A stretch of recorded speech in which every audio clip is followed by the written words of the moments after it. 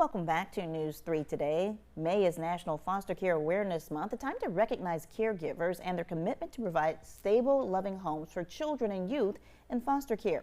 It's also a chance to raise awareness about the urgent need for additional foster caregivers and resources across the state. Terry Wright is the Director of Development for Brightside Child and Family Advocacy. She is also a CASA herself. Thank you so much for being here. Thank you for inviting me. Now, for those who don't know, tell us what Brightside does and how important it is to be a CASA as well.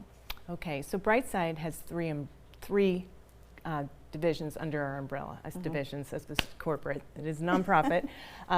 But we have our CASA, which is Court-Appointed Special Advocates, and that is the volunteers that come and help a child. We get one case, and we make sure that that child is getting all of the services that the state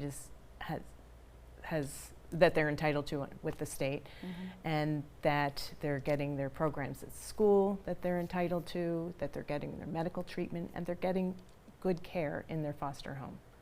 And then we also have Brighter Futures, which is our newest one, and Brighter Futures is to help the children that are aging out of foster care, because in your own home you would raise your children, and along the way you'd teach them different things so that they'd be prepared in life.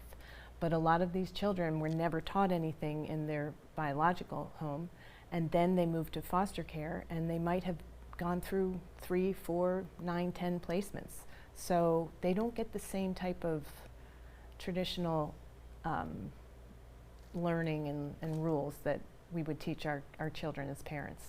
Now, when we talk about foster children on a national scale, there are more than 460,000 children in foster care. In our area, what does that number look like? We are a little over 400, and we do get children in, it seems like, every week. But the good news is we also have cases that have closed. Last year we closed 124 cases, and among that, the highest rate was parents that were reunified with their children. So that's the goal. That's the wonderful thing, and they have to jump through hoops to do that. So kudos to them.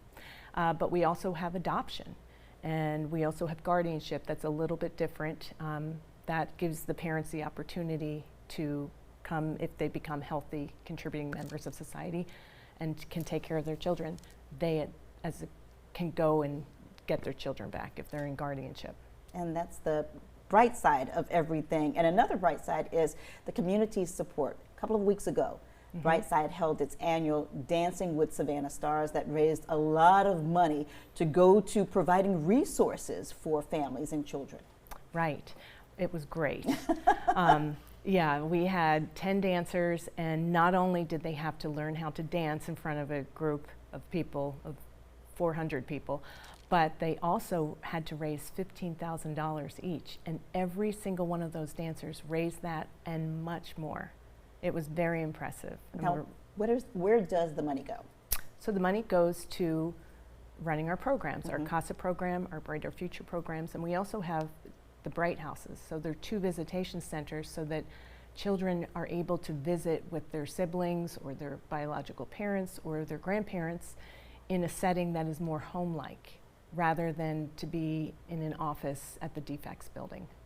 Now, one thing we know is that the demand for foster parents is always urgent, we always need foster parents here in our community. How can folks get involved with that? And also, if they don't want to foster a child, how can they get involved with CASA? Well, getting foster parents would be ideal, because it's a tough job that our case managers have to try to find placements for these children, and it can be heartbreaking. And I think that often in the media, it's presented the sensational cases. Like if you said the news every day, like, oh, everybody got to work safely on time today, somebody'd be turning your channel.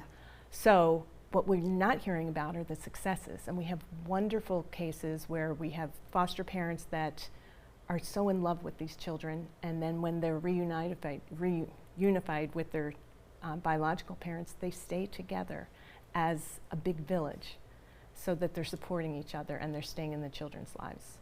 So that would be ideal if people would like to learn more about that. And if they don't and they want to become a CASA, well, they can contact us at brightsideadvocacy.org and learn more about becoming a CASA. All right. Y'all are doing great work. Thank you so much, Terry, for joining us today. And stay with us. We'll be back with a final check of your forecast.